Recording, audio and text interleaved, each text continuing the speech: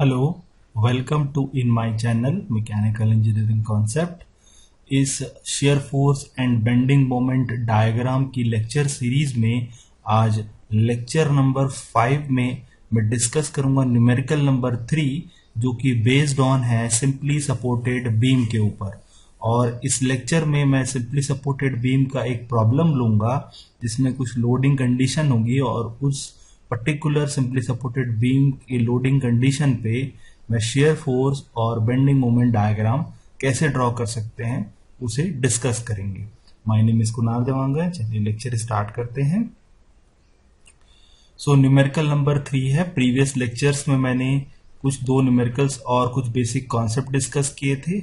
आप एक बार उसे फॉलो कर सकते हैं, एक बार उसे देख सकते हैं।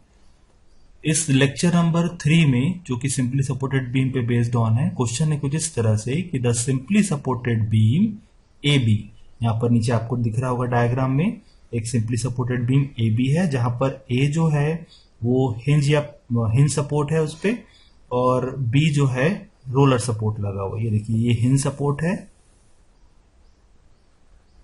ओके, और ये एक रोलर सपोर्ट दिया हुआ है यहां पर। और सब्जेक्टेड है load end moment, concentrated load end moment.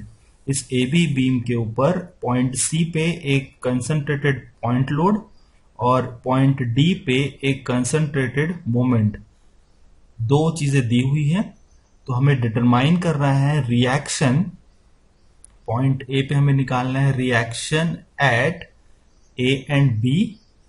Reaction इस सपोर्ट पे कितना होगा ए और बी पे, ओके। और ड्रॉ करना है shear force and bending moment diagram for this beam. So पहला सवाल ये आएगा कि रिएक्शन कैसे निकालते हैं। सो पहला पार्ट है अप्लाई इक्विलिब्रियम कंडीशन, ताकि मैं पार्ट ए को सॉल्व कर सकूं। तो इक्विलिब्रियम कंडीशन क्या होती है पहले ये पता होना चाहिए। बेसिकली 3 इक्विलिब्रियम कंडीशन हम कंसिडर करते हैं। पहला होता है, अगर आप किसी स्टैंडर्ड बुक्स में देखेंगे तो दो तरीके से सिंबल्स मिल सकते हैं, summation fx is equal to 0 और summation fy equal to 0 and summation moment about any point is equal to 0।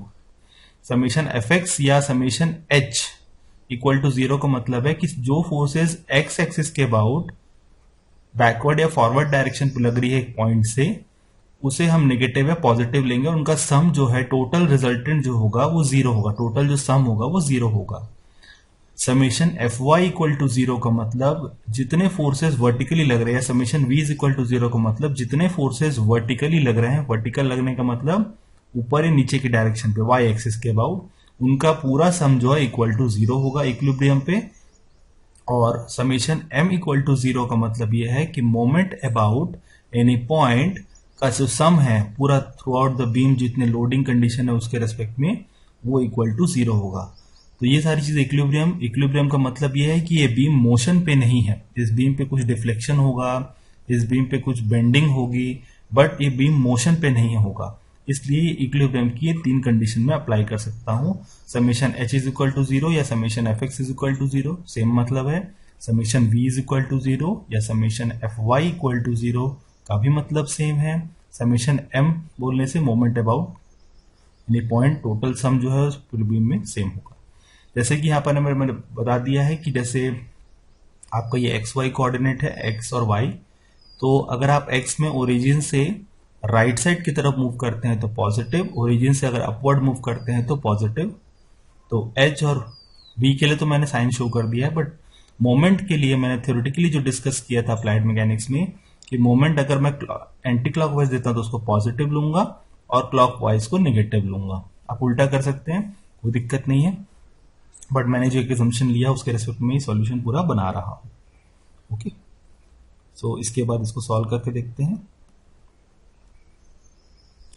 सो इसका पहले, इस बीम का पहले फ्री बॉडी डायग्राम बनाना होगा। तो फ्री बॉडी डायग्राम ए पे हिंज सपोर्ट था, तो जैसे कि पता है ए पे हिंज सपोर्ट है मतलब पॉइंट ए ना एक्स एक्सिस पे मूव कर सकता है ना वाई एक्सिस पे, तो इसलिए दोनों पॉइंट के अबाउट जरूर कुछ ना कुछ एक रिएक्शन एक्ट कर रहा होगा।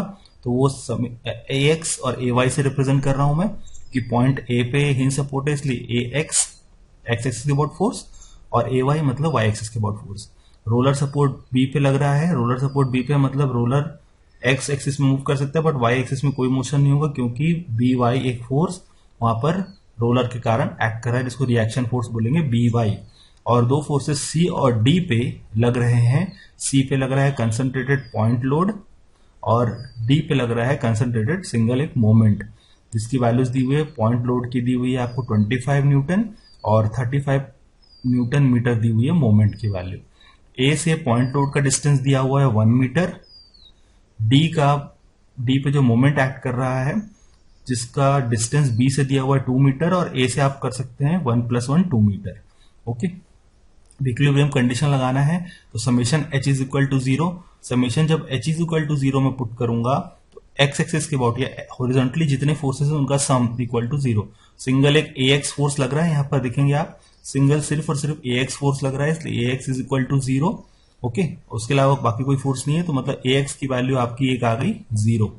Okay, next summation v equal to 0। v equal to 0 मतलब जितने वर्टिकल फोर्सेज है उनका सम। तो वर्टिकल फोर्सेस कौन कौन से हैं उसको आइडेंटिफाई कर लेते हैं, इसको पूरे रिलीज करता हूं।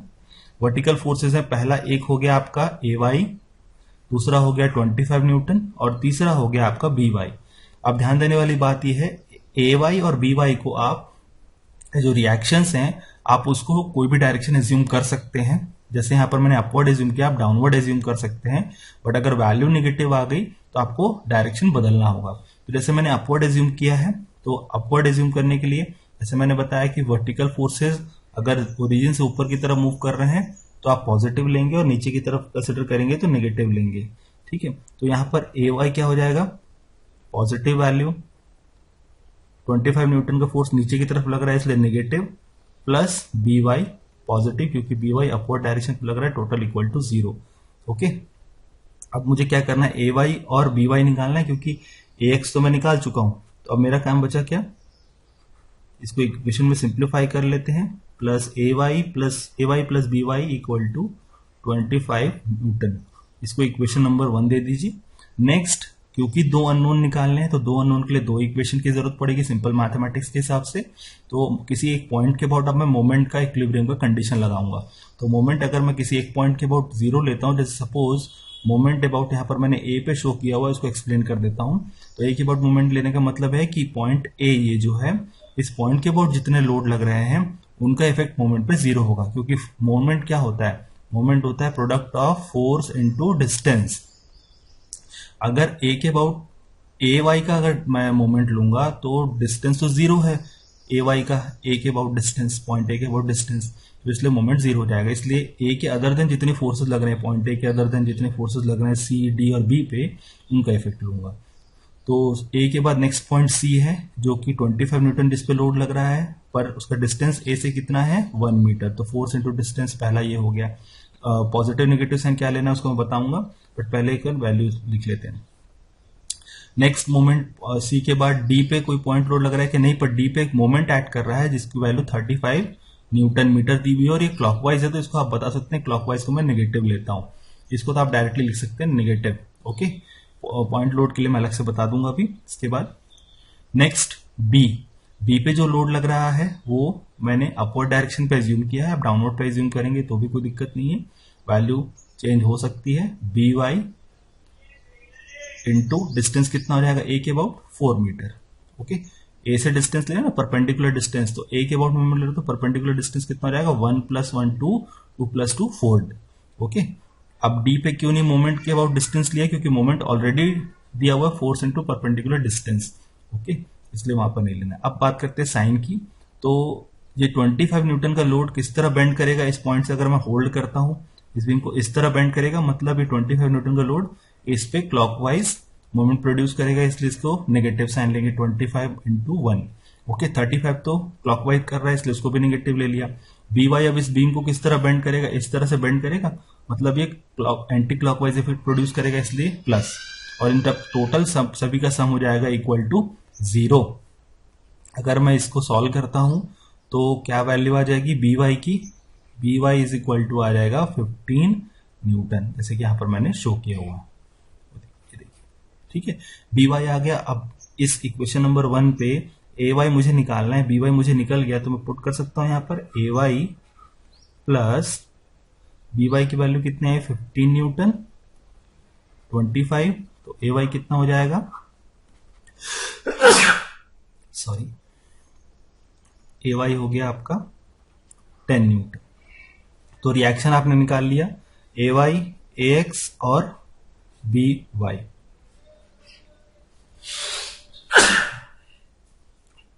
ठीक है, ये 3 रिएक्शन आपको पहले पॉइंट पे निकालने थे। पार्ट ए सॉल्व हो गया। नेक्स्ट, ये बेसिक अप्लाइड मैकेनिक्स कॉन्सेप्ट है, आप इससे समझ सकते हैं। नेक्स्ट आपको निकालना है, नेक्स्ट आपको ड्रॉ करना है शेयर फोर्स और बेंडिंग मोमेंट डायग्राम। तो मैं पहले क्या करूंगा, उस बीम का सेक्शन कट करूंगा, उस बीम पे सेक्शन कट करूंगा। ये देखिए ये बीम है, इसे क्लियर कर देता हूं। इस बीम पे सेक्शन कट करूंगा, ए से कट करता हूं मैं, हमेशा राइट साइड की तरफ प्रोसीड करूंगा कट करते हुए। कट कर दूंगा पॉइंट सी से कुछ पहले डिस्टेंस पे, 1 मीटर से कम, 0 से 1 मीटर के बीच। तो इसको सेक्शन कट करके डिस्टेंस ले लिया x। अगर इस पे x कट करता हूं तो ये बीम कट के कुछ इस तरह से दिखेगा। ये पॉइंट A है आपका, ये पॉइंट आपका कोई रैंडम पॉइंट C के आसपास ले लीजिए। यहां से यहां तक जो डिस्टेंस है वो x है। ओके, ध्यान रखिएगा C से पहले का पॉइंट है, C पे मैं 25 न्यूटन लोड लगाया हूं, उससे C के पहले 1 मीटर से कम। x की वैल्यू जो है 0 से 1 के बीच होगी। ठीक है, 1 से कम होगी और 0 से ज्यादा होगी। 1 से ज्यादा या 1 के बराबर नहीं होगी। यहां पर ax लग रहा है, यहां पर ay लग रहा है। ओके, इस तरह का कंडीशन है। तो ये फ्री बॉडी डायग्राम बन जाएगा, ये देखिए यहां पर। और इसके बाद क्योंकि सेक्शन कट किया है तो बट ऑब्वियस है, जहां पर सेक्शन कट हुआ है वहां पर कुछ ना कुछ शियर फोर्स लगेगा डाउनवर्ड नीचे की तरफ, और एक मोमेंट प्रोड्यूस होगा इस तरह से एंटी क्लॉकवाइज। क्योंकि मैं इसको पॉजिटिव लेता हूं इस तरह से, है ना, इस तरह से मैं इसको एंटी क्लॉकवाइज ले रहा हूं और इसको v इस तरफ ले रहा हूं। ठीक है, तो मोमेंट और v आपने कंसिडर कर लिया। अब इस पर्टिकुलर फ्री बॉडी डायग्राम के लिए, जो कि यहाँ पर देखिए मैंने शो किया हुआ है ए और ई, पॉइंट सी से पहले कट किया, इसलिए इस पॉइंट को यहाँ पर ई ले लिया है ताकि कंफ्यूजन ना हो। इस पॉइंट को आप ई ले लीजिएगा, इस पॉइंट को सी ने ई ले लीजिएगा क्योंकि सी ऑलरेडी शो कर रहे हैं हम। तो सी से कम कट करना है, 0 से 1 के बीच, इसलिए इस तरह करेंगे। उसके बाद जब ये तो एक एंड हुआ, अब इस पे अगर मैं इक्विलिब्रियम कंडीशन लगाता हूं इस पर्टिकुलर के लिए, तो इक्विलिब्रियम कंडीशन, क्योंकि ax तो 0 है इसलिए हॉरिजॉन्टल कंपोनेंट का इक्वल टू 0 करने की जरूरत आपको नहीं है, क्योंकि यहां पर सिर्फ ax ही एक फोर्स लग रहा है और उसका इफेक्ट ऑलरेडी 0 है। ठीक है, और इसलिए इसको मोमेंट में भी कंसिडर मैं नहीं करूंगा, क्योंकि अगर मैं ax इंटू समथिंग डिस्टेंस लेता हूं मोमेंट के लिए तो वही वैल्यू मोमेंट की 0 ही आएगी। तो मोमेंट का भी इफेक्ट कुछ भी नहीं आएगा ax के रेस्पेक्ट में। ओके, तो वर्टिकल कंपोनेंट कौन कौन से है? वर्टिकल कंपोनेंट यहाँ पर 2 तरीके के ऐड कर रहे हैं, एक है ay और एक हो गया v। ay ऊपर की तरफ लग रहा है, v नीचे की तरफ लग रहा है। तो वैल्यू पुट कर देते हैं, ay को ले लिया, वैल्यू 10 हमने निकाली है, उसको अपवर्ड है तो पॉजिटिव, v नीचे की तरफ लग रहा है नेगेटिव, इक्वल टू 0। ठीक है, तो v कितना आ जाएगा? v आ जाएगा यहां से 10 न्यूटन। ये देखिए यहां पर शो किया हुआ है 10 न्यूटन, क्योंकि जो ay है वो ऑलरेडी न्यूटन पे है।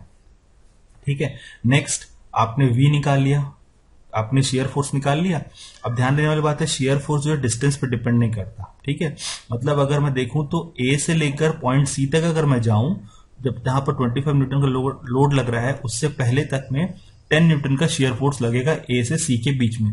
जैसे c पे मैं 25 न्यूटन का फोर्स लगाता हूं तो वैल्यू चेंज हो जाती है। तो देखिए जैसे पॉइंट ए पे कितना, पॉइंट ए पे अगर मैं आपका रिएक्शन लगाता हूं कितने का, 10 न्यूटन का, तो 10 न्यूटन ऊपर की तरफ लग रहा है, मतलब पॉइंट ए से शेयर फोर्स ऊपर की तरफ पॉजिटिव डायरेक्शन पे जाएगा।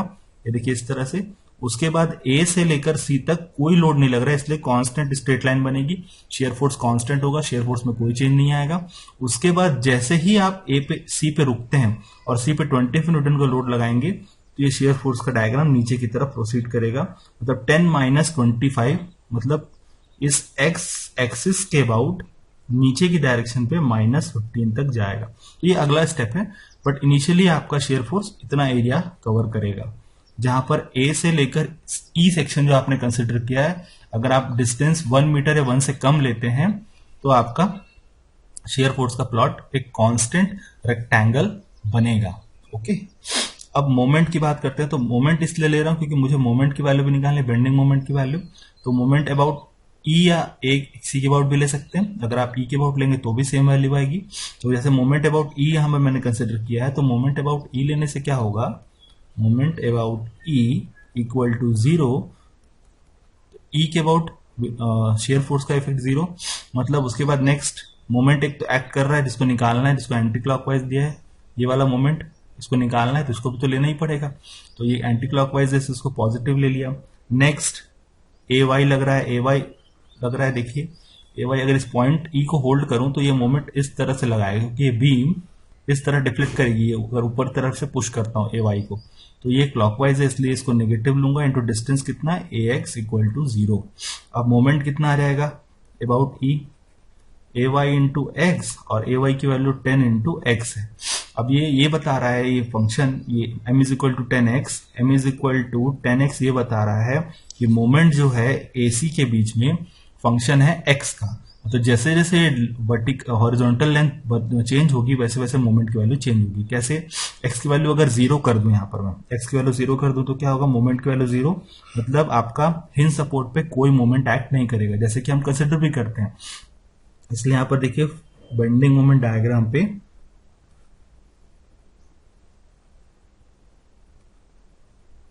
ये देखिए यहां पर बेंडिंग मोमेंट डायग्राम पे 0 कंसिडर किया, और जैसे ही x की वैल्यू में कितना पुट कर दूं 1 मीटर, मतलब c is equal to c तक मैं चला जाऊं तो x की वैल्यू 10 आ जाएगी, मतलब यहां पर। अब अगर यहां पर मैं x की वैल्यू 1/2 रख दूं तो m की वैल्यू 5 आ जाएगी। अगर यहां पर x की वैल्यू में 1/2 रख दूं तो 10 इंटू 1/2 कितना हो जाएगा, 5 न्यूटन मीटर, मतलब यहां कहीं बीच में आएगी। और अगर 0 को 5 से मिलाऊं तो एक स्ट्रेट लाइन बनेगी, और 5 को 10 से मिलाऊं तो एक स्ट्रेट लाइन बनेगी। तो ये तो प्लॉट जो है शेयर फोर्स का, बेंडिंग मोमेंट का, वो आ जाएगा इस तरह का कुछ। ओके, और इस तरह से आप इसको बना सकते हैं। और क्या तरीका है, आप चाहें तो अगर आप शेयर फोर्स का एरिया कैलकुलेट कर लेते हैं तो वो बेंडिंग मोमेंट की वैल्यू देगा पॉइंट सी पे। जैसे कि ये रेक्टेंगल का लेंथ कितना है 10 मीटर, सॉरी ये हाइट कितना है 10 मीटर और विड्थ कितना है 1 मीटर, तो 10 इंटू 1 कर दूं तो कितना आ जाएगा, 10 न्यूटन मीटर आएगा, क्योंकि 1 metre into 10 newton, 10 newton metre, तो सी पे कितनी आ जाएगी वैल्यू 10 न्यूटन मीटर। इस तरह से भी आप इसको रफली कैलकुलेट कर सकते हैं किसी ऑब्जेक्टिव क्वेश्चंस के लिए या क्रॉस चेक करने के लिए। ओके, नेक्स्ट यहां पर एक पॉइंट क्लियर हो गया।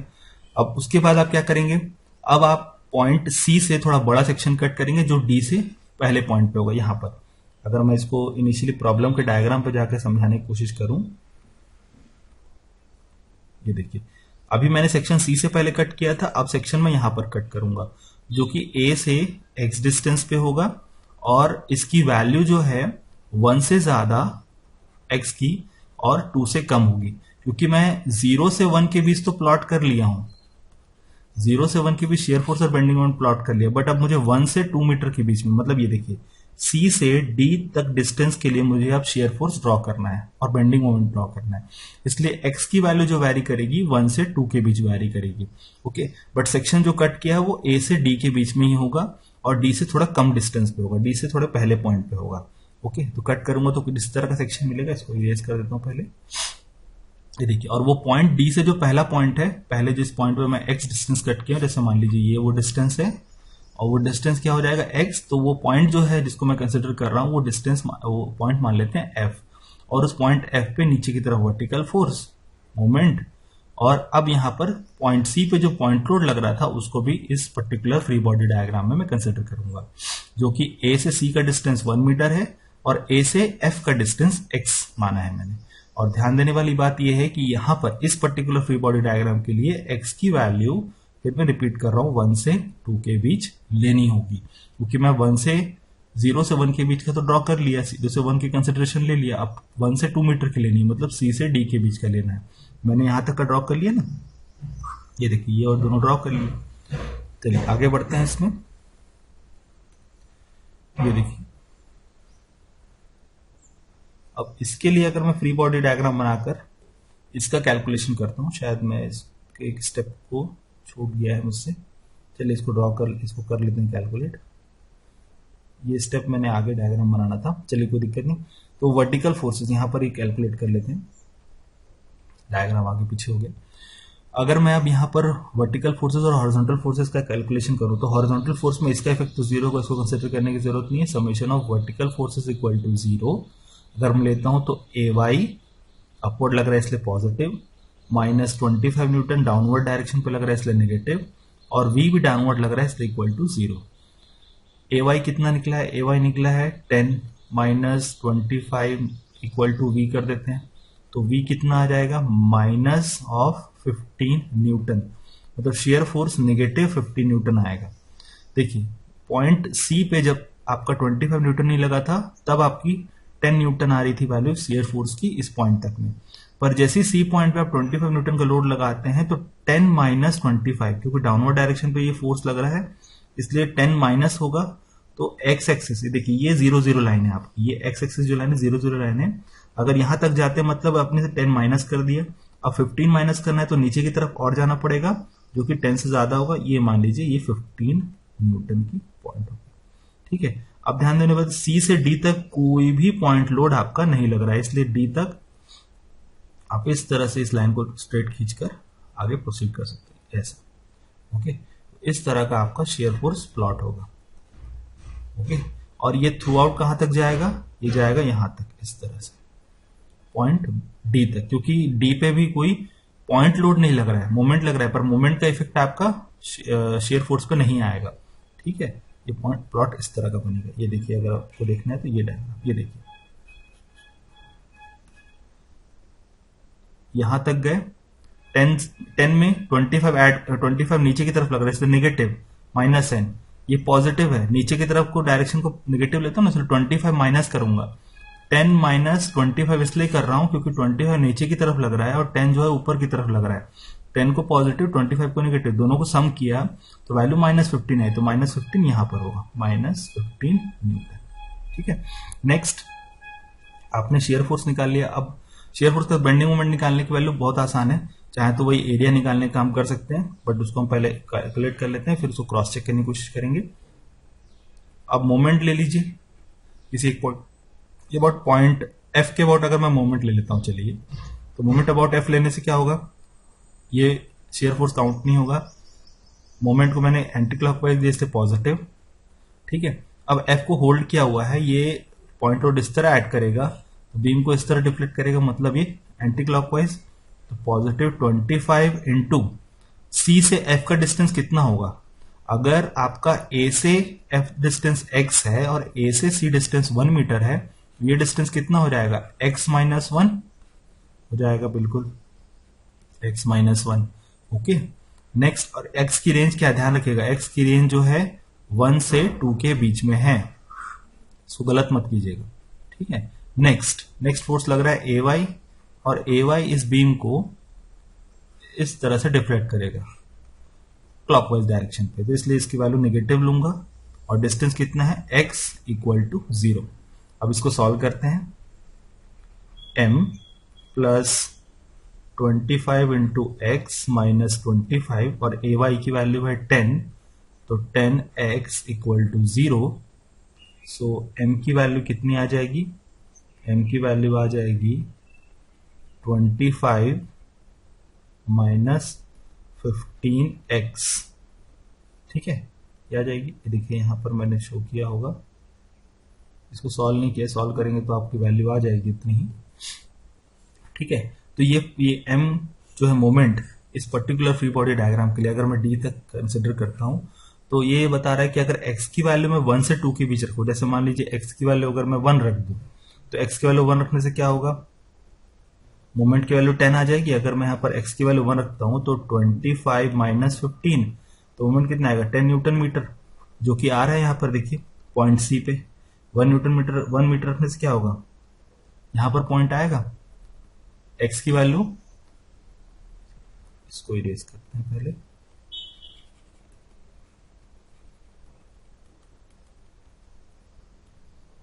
इरेज।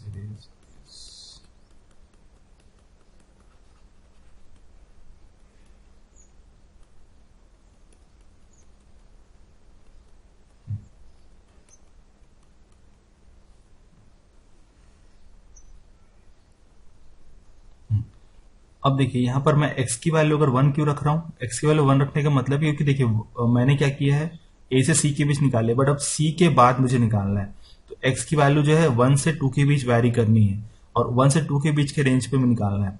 तो x की वैल्यू अगर 1 मीटर रख दूं मतलब यहाँ पर, ठीक है, यहाँ पर अगर मैं वैल्यू निकालना चाहता हूँ, जो कि मैं निकाल चुका हूँ ऑलरेडी, बट क्रॉस चेक करने के लिए, तो 25 माइनस 15 10 न्यूटन मीटर आएगा। पहले भी आ रही थी और अभी वही आ रही है, ठीक। अगर मुझे पॉइंट डी पे निकालना है तो पॉइंट डी पे कितनी वैल्यू हो जाएगी, 2 मीटर। अब एक्स की वैल्यू अगर मैं 2 रख दूं तो कितना होगा, एक्स की वैल्यू 2 पे मोमेंट कितना होगा, 25 माइनस 15 इंटू 2 -5 न्यूटन मीटर। -5 मतलब ये एक्स एक्सिस है, इससे नीचे डायरेक्शन पे आपका प्लॉट बनेगा इस तरह का। ये देखते हैं डायग्राम में, ये देखिए ये पॉजिटिव एक्स एक्सिस है, इसके ऊपर अगर मैं प्लॉट करता हूं तो पॉजिटिव हो जाएगी वैल्यू। ये देखिए ये पॉजिटिव एक्सिस है, इसके ऊपर वैल्यू पॉजिटिव और इसके नीचे नेगेटिव। अब देखिए यहां पर ये जो लाइन है ये पॉइंट डी की लाइन है, ठीक है। अब जैसे ये मान लीजिए ये 10 न्यूटन मीटर है, तो यहां पर कहीं 5 न्यूटन मीटर होगा, ये 0 न्यूटन मीटर होगा, ये 5 न्यूटन मीटर, ये 0 न्यूटन मीटर। उसी तरह से नीचे कहीं पर फिर -5 न्यूटन मीटर, फिर नीचे और जाएंगे तो फिर -10 न्यूटन मीटर। तो यहां पर ये आ गया 5 न्यूटन मीटर। जैसे कि मैंने आपको बताया है कि अगर आपका कांस्टेंट है शेयर फोर्स तो बेंडिंग मोमेंट लीनियर होगी। तो ये 10 आपको पता है 1 मीटर पे, तो 2 मीटर पे -5 आपने निकाल लिया, उसको स्ट्रेट लाइन से आप लीनियर स्ट्रेट लाइन से मिला दीजिए, आपका ये हो जाएगा बेंडिंग मोमेंट डायग्राम। अब ये सवाल आएगा कि आपका बेंडिंग मोमेंट की ये जो वैल्यू नीचे 0 आ रही है, यहाँ पर ये देखिए ये 0 आ रही है, ये 0 कहां पर आ रही है, अगर आपको ये निकालना है तो ये निकालने का बहुत आसान है। आप क्या कर सकते हैं, मोमेंट की वैल्यू 0 है यहाँ पर, तो जो ये आपका इक्वेशन आया प्रीवियस स्लाइड में हम देखेंगे, ये जो इक्वेशन आया m इक्वल टू 25 माइनस 15, तो क्या आप करें, मोमेंट की वैल्यू 0 आ रही है, ओके, तो मोमेंट की वैल्यू 0 है मतलब 25 माइनस 15x इक्वल टू 0 कर दीजिए। तो x इज इक्वल टू क्या आ जाएगा, 25 डिवाइड बाई 15 और कुछ वैल्यू आ जाएगी इसकी 15.15 10 1.6 कुछ आ जाएगी वैल्यू, ठीक है। तो आप इस तरह से बता सकते हैं कि यहां से 1.6 मीटर डिस्टेंस पे, ओके, ये मोमेंट की वैल्यू यहां पर 0 होगी, ओके, और उसके बाद वैल्यू नेगेटिव होकर -5 न्यूटन मीटर हो जाएगी। तो ये यहां पर इस तरह से प्लॉट कर सकते हैं। ध्यान रखिएगा अगर आपका कांस्टेंट प्लॉट बन रहा है शेयर फोर्स में तो बेंडिंग मोमेंट में वो वैल्यू लीनियर हो जाएगी, ओके। तो ये प्लॉट हो गया, इसको थोड़ा क्लियर कर देता हूं पहले ताकि इसमें कुछ बता सकूं मैं आपको, हाँ, ठीक है। अब आप क्या कर सकते हैं, इसके बाद डी के बाद ये पॉइंट बी है, अब पॉइंट बी तक मुझे निकालना है, ठीक है। तो नेक्स्ट कट जो करेंगे आप डी से पहले कट करेंगे,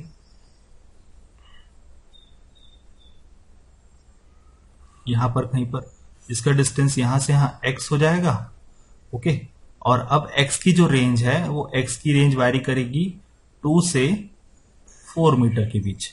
2 से 4 मीटर क्यों, क्योंकि टोटल बीम की लेंथ जो है आपको दी हुई है न्यूमेरिकल में वो है 4 मीटर, 2 + 2 4 मीटर, ठीक है। तो पहले मैंने क्या किया, पहले कट किया आपका सेक्शन C तक, फिर D तक। अब B तक कट करूंगा तो B से पहले कट करूंगा जिसका डिस्टेंस यहां से यहां तक हो जाएगा x, और क्योंकि मैं पहले 1 मीटर के लिए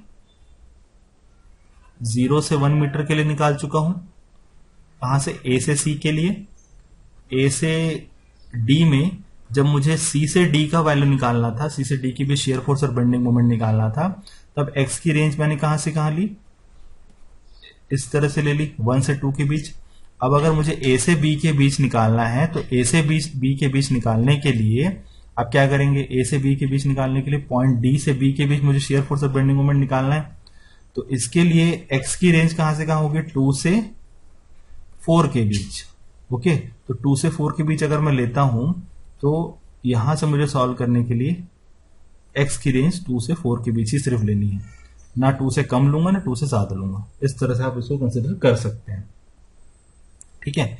नेक्स्ट अब उसमें कट अगर करता हूं तो सेक्शन कट करने से आपका फ्री बॉडी डायग्राम इस तरह का बनता है। ठीक है, देखिए सपोर्ट रिएक्शन जहां पर ए एक्स 0 हो जाएगा, ये देखिए यहां पर शो किया मैंने, ए एक्स कट हो जाएगा 0।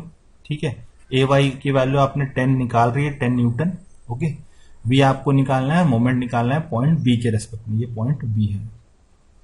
ओके, तो पहला क्या कम करेंगे, समेशन वी इक्वल टू 0, कितने वर्टिकल फोर्सेस हैं, एक ए वाई है अपवर्ड लग रहा है पॉजिटिव, माइनस 25 न्यूटन नीचे की तरफ लग रहा है नेगेटिव, वी जो शेयर फोर्स है उसको भी नेगेटिव कंसिडर करेंगे, और इक्वल टू 0। तो शेयर फोर्स कितना आ जाएगा, यहां पर से शेयर फोर्स आ जाएगा 15 न्यूटन, क्योंकि ए वाई 10 है तो 10 माइनस 25 कितना हो जाएगा, -15, और वी को उधर ले लेते हैं इक्वल टू के राइट हैंड साइड पे, तो शेयर फोर्स कितना आ गया, शेयर फोर्स आ गया -15।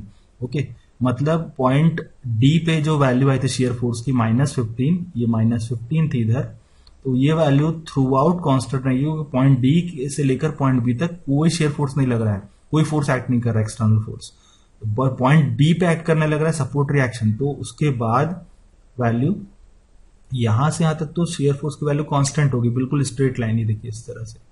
उसके बाद जैसे ही पॉइंट बी पे सपोर्ट रिएक्शन ऐड करेगा अपवर्ड डायरेक्शन पे, तो नीचे की तरफ निगेटिव, ऊपर की तरफ पॉजिटिव, तो बी वाई तो पॉजिटिव 15 है, तो जब ऐड करूंगा तो दोनों वैल्यू इक्वल टू 0 जाएगी, तो बट ऑब्वियस है कि पॉइंट बी पे जो कि सपोर्ट है वहां पर कोई भी शेयर फोर्स नहीं लगेगा, मतलब 0 हो जाएगा। तो ये जो हो जाएगा शेयर फोर्स का प्लॉट रेक्टेंगुलर एक कांस्टेंट प्लॉट बन जाएगा आपका शेयर फोर्स का पॉइंट बी तक के लिए। ठीक है, क्यों ऐसा लिया, क्योंकि आपको दिख रहा होगा वी जो है शेयर फोर्स वो फंक्शन एक्स का नहीं है, एक्स पे डिपेंड नहीं करता, वो डिपेंड करता है किसके ऊपर, फोर्सेस के ऊपर, एक्सटर्नल फोर्सेस के ऊपर। ठीक है, नेक्स्ट आपको करना होगा क्या, नेक्स्ट मुझे ये करना है कि पॉइंट, किसी एक पॉइंट के ऊपर मोमेंट निकाल लेना है, और क्योंकि मुझे एम की वैल्यू निकालनी है तो समेशन जैसे यहां पर मैंने एम जी लिया है उसको कंसिडर करके बताया था, M G equal to 0, M anti clockwise मैंने कंसिडर किया इसलिए पॉजिटिव। ठीक है, नेक्स्ट 35 न्यूटन मीटर क्लॉकवाइज लग रहा है, ये देखिए क्लॉकवाइज, इसलिए इसको नेगेटिव लूंगा, -35 न्यूटन मीटर, इसलिए इसके लिए डिस्टेंस लेने की जरूरत नहीं क्योंकि ऑलरेडी मोमेंट है वो। नेक्स्ट पॉइंट जी के अबाउट अगर मैं 25 न्यूटन को देखूं तो ये इस तरह इसको बेंड करेगा, ये लोड इस तरह इसको बेंड करेगा, तो ये एंटी क्लॉकवाइज इफेक्ट प्रोड्यूस करेगा, इसलिए इसको पॉजिटिव, तो 25 इंटू डिस्टेंस। अब डिस्टेंस कितना लेना है, अब डिस्टेंस कितना लेंगे 25 न्यूटन मीटर के लिए, तो यहां पर ध्यान दीजिए यहां से यहां तक ए से डी तक का डिस्टेंस कितना है, 1 + 1 2 मीटर, और टोटल डिस्टेंस मैंने कितने लिया एक्स, तो जी से बोल रहा हूं, सी से जी के बीच का डिस्टेंस कितना हो जाएगा, अगर ये 1 मीटर का डिस्टेंस है तो ये हो जाएगा x माइनस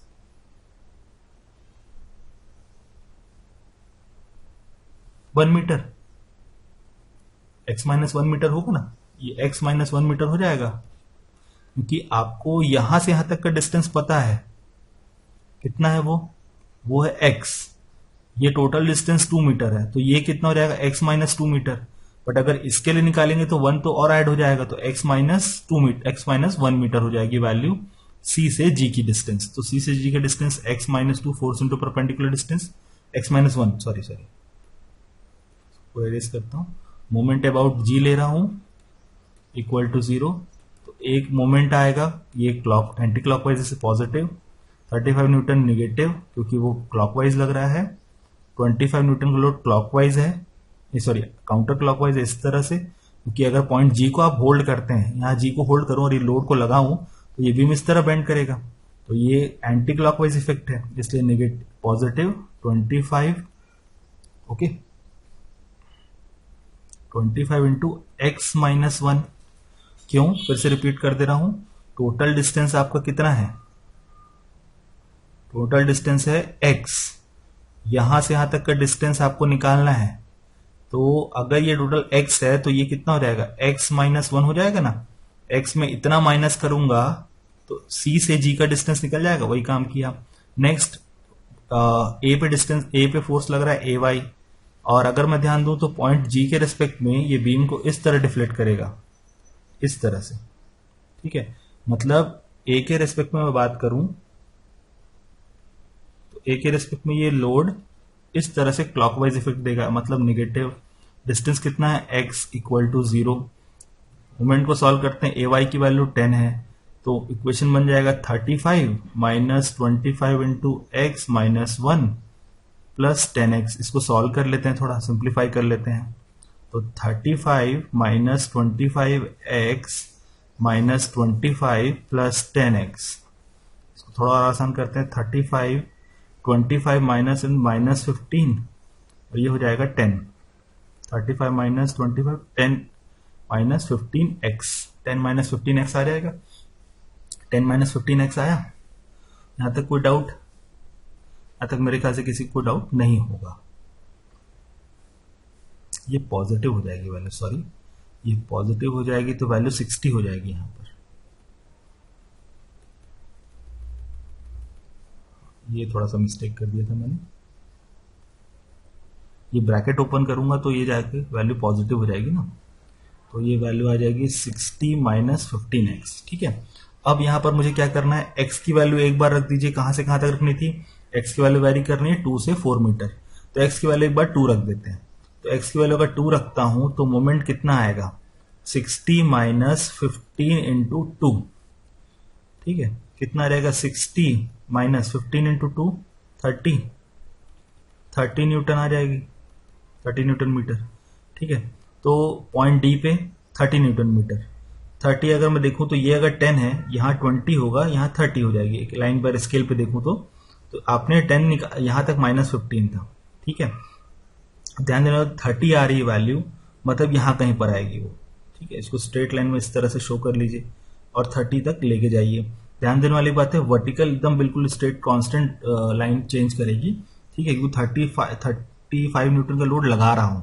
35 न्यूटन मीटर का क्लॉकवाइज अगर मोमेंट लगा रहा हूं और 5 न्यूटन का अगर उस पर प्रोड्यूस हो रहा है पहले से ही माइनस, तो 35 में माइनस करूंगा 5 तो 30 ही बचेगा, इसलिए ये आ गई वैल्यू 30। 35 माइनस 5 पहले से बचा, 5 यहां पर लग रहा था। ठीक है, किसके कारण, 25 न्यूटन मीटर के कारण और ए वाई के कारण। अब यहां पर अगर मैं 35 न्यूटन मीटर का मोमेंट लगाता हूं तो क्या होगा, 30 न्यूटन मीटर का वैल्यू चेंज होगा, 35 माइनस 5 करूंगा तो।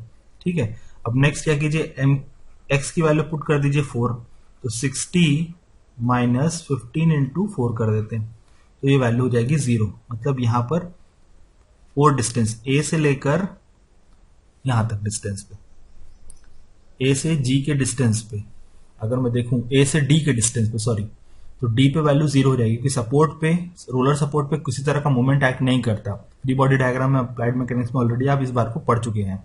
ठीक है, वैल्यू 0 हो जाएगी। और जैसे कि आपको पता है कि अगर आपका शेयर फोर्स का प्लॉट कांस्टेंट है तो बेंडिंग मोमेंट का प्लॉट क्या हो जाएगा, रेक्टेंगुलर